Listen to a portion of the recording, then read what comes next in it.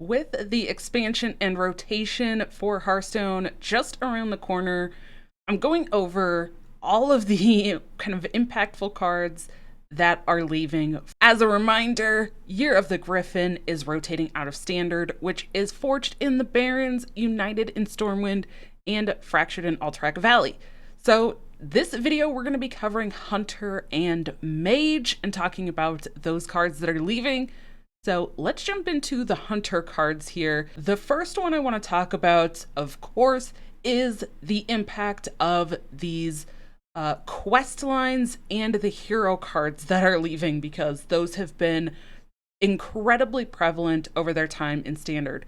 So for Hunter, that quest line, Defend the Dwarven District, providing extra damage with spells to complete that quest, really created a whole new archetype for Hunter. Finishing that quest, getting that Tavish down, and being able to use multiple effects of that hero power to hit your opponent for tons of damage potentially in a single turn. Kind of reminiscent of the Raza Priest from olden days. So kind of created a new archetype there. Has kind of gone in and out of Standard with that quest, been used off and on, but definitely, again, that whole new archetype. So that is going to be leaving. And of course, sometimes used in that quest, but also in other decks, we have to talk about the hero card, Tavish himself, the Beast Stalker Tavish, with that hero power. I mean, kind of two effects, right? Really the battle cry of getting those improved secrets, very impactful in a lot of cases, especially as more secrets were introduced, and that just improved feature of the secrets. They weren't regular secrets, they were even better. And then, of course, that hero power that when you used it, you always got Huffer. Oh, I mean, an animal companion. No, but along with the potential for the Tavish to work with the quest, there were even times that many people were getting the animal companion hero power for 0 and then being able to use that repetitively. And again, even outside of quest decks, Tavish, very impactful, used in some of those like slower mid-range or even slower kind of beast hunter decks.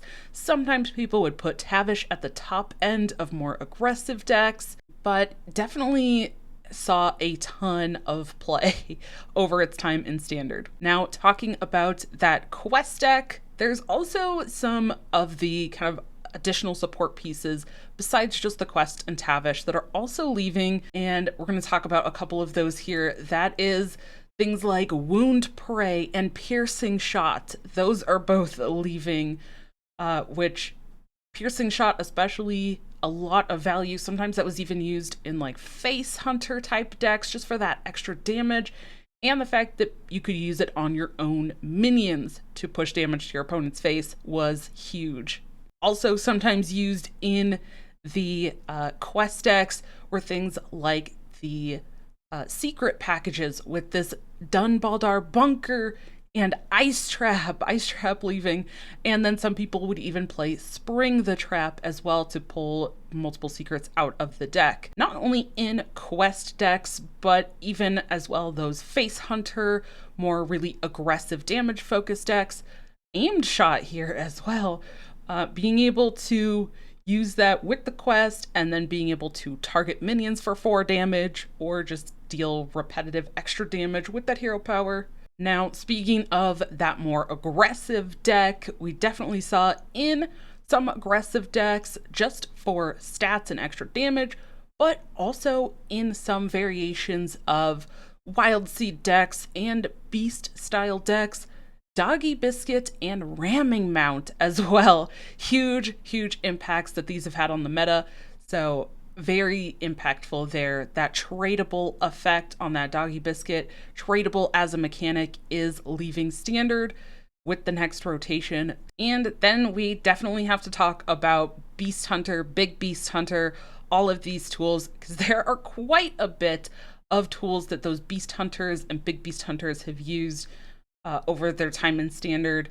And Wursong Wrangler was absolutely one card that saw some play, not necessarily for a long period of time. Then looking at a couple of these mid-game beasts like Tarantula and Rat King, pretty impactful beasts there. Again, also that Tarantula, a tradable effect.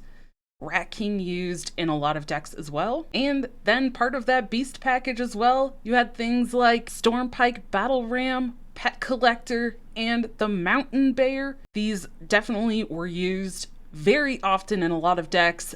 Battle Ram kind of did come and go in some of those decks, but Pet Collector, Mountain Bear absolutely used a ton.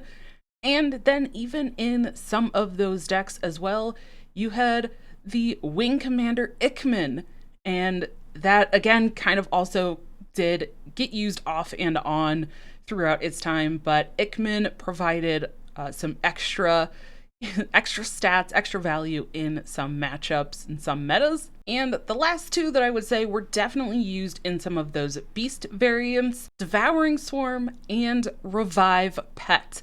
Definitely huge cards as well. These kind of gave that re-establishing a board to Hunter, which wasn't really as much of a thing before. You could try to do some death rattles, but a lot of these beasts also had death rattles, like the Mountain Bear. So being able to revive and pull off that death rattle, or revive something, rush in with like Sunken Sabers, being able to bring those back. Devouring Swarm also used quite a bit in Shockspitter Hunter more recently, and I would also say along with that in that Shockspitter deck was Bloodseeker. Not always used in Standard, but again, another one that was kind of used off and on. That Honorable Kill mechanic is something that's leaving with these expansions. Definitely have to mention Dragonbane Shot here. Dragonbane Shot used a ton in that quest deck that I mentioned earlier.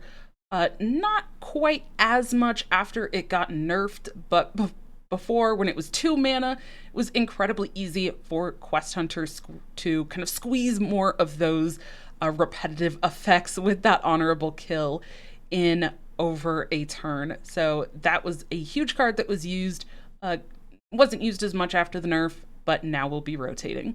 And lastly, one of the most impactful cards, I would say, for Hunter from these expansions is Barak Kodobane.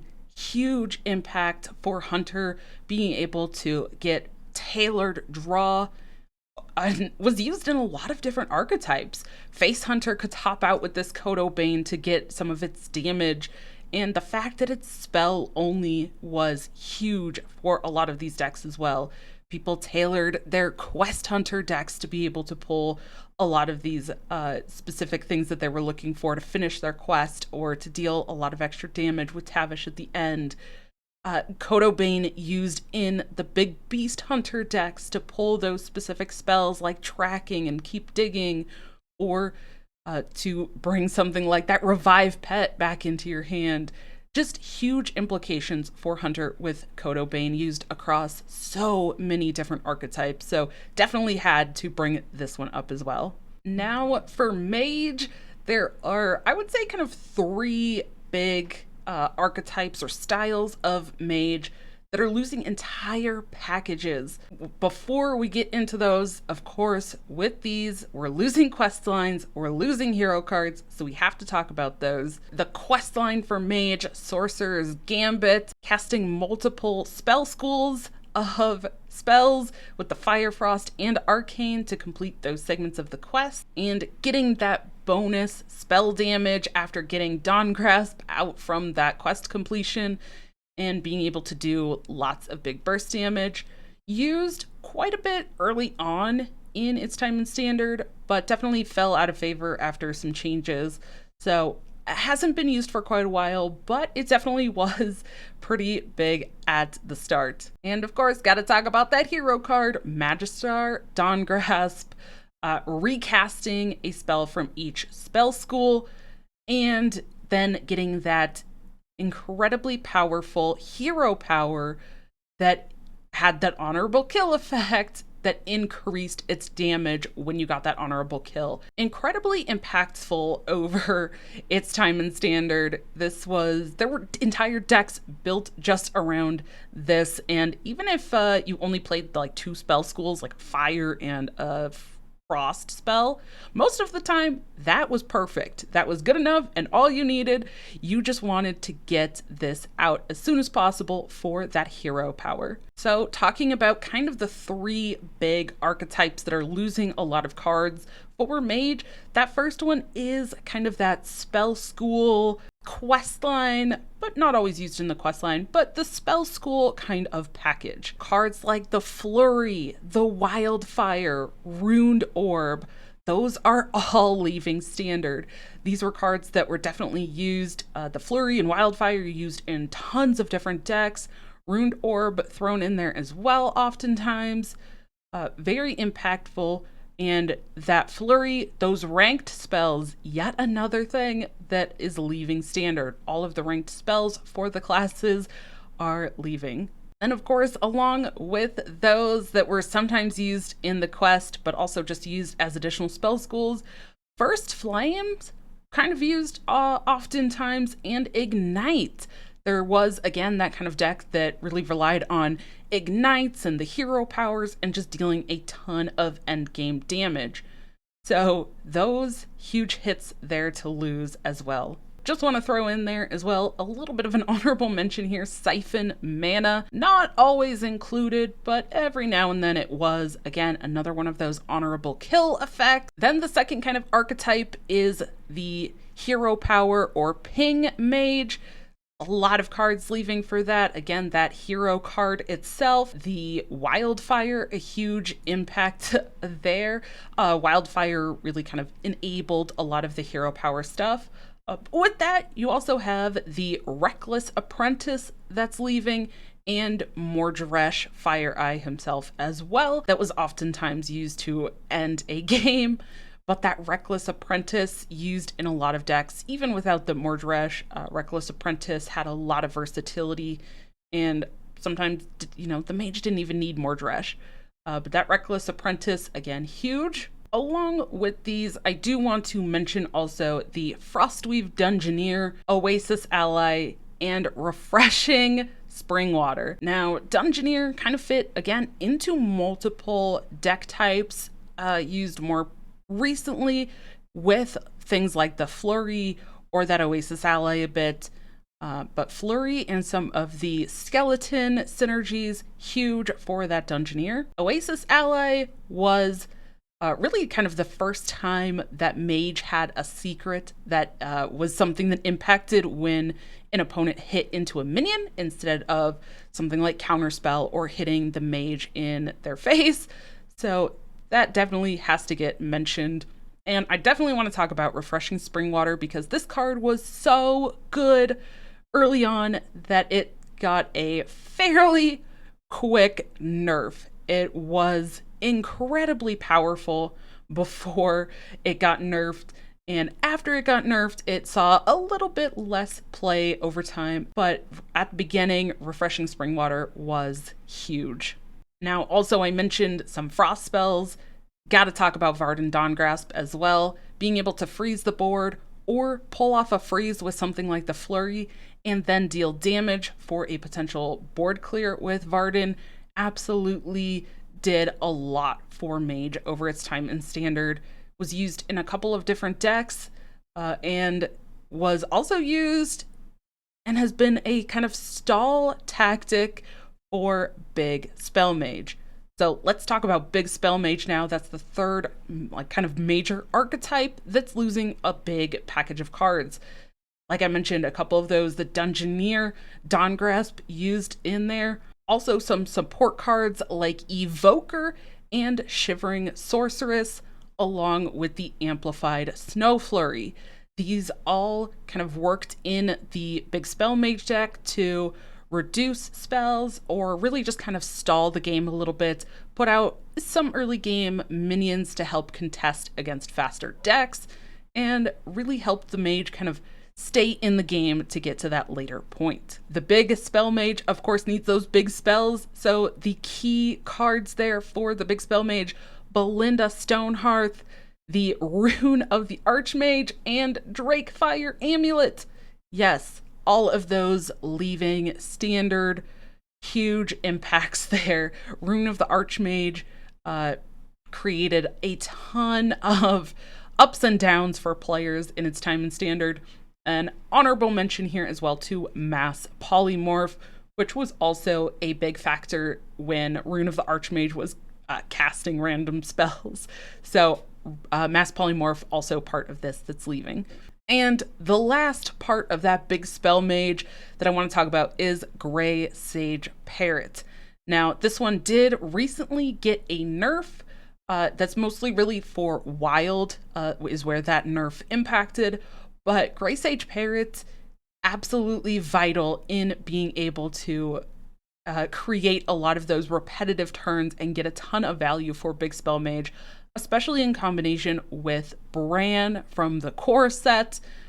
So huge impacts there with Gray Sage Parrot. And the very last one that I feel like I have to at least mention is Fire Sail. Fire Sail, used a lot earlier on with these expansions, did kind of fade out a little bit from a lot of the decks, but having those big board removals with the Fire Sail and it being a tradable mechanic gave mage decks a lot of versatility. Well, that felt like a lot of cards leaving for Mage and Hunter. I don't know about you, but what do you think of these? Did I miss any? Did I cover everything here? Let me know what you think of these cards. Are there any of these that you're really going to miss or that you might want to see them include in the core set in the future? I don't know. Let me know. I'd love to hear your thoughts below. Thank you for checking this out. And if you want to go check out some of the other classes, you can check out the Demon Hunter and Druid video that I did here.